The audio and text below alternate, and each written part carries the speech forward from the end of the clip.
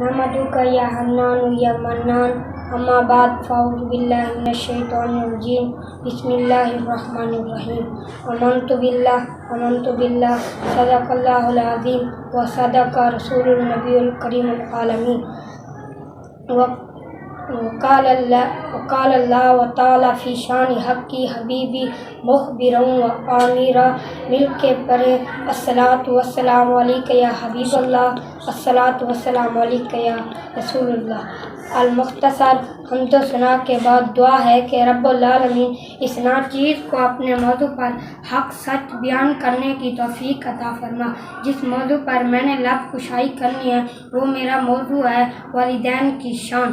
اللہ رب العالمین نے قرآن مجید میں ارشاد فرمایا اُفْنُوا وَلَا تَنْهَرْهُمَا، والدین کو اف بھی نہ کہو اور جن کو بھی نہ۔ والدین کا ادب اور احترام کرنا ہر مسلمان پر لازم ہے۔ جو والدین کا ادب کرتا ہے وہ دنیا میں بھی کامیاب زندگی گزارتا ہے، آخرت میں بھی کامیاب ہوتا ہے۔ جو شخص والدین کا ادب نہیں کرتا وہ دنیا میں بھی ذلیل و خوار ہوگا اور آخرت میں بھی ذلیل و خوار ہوگا۔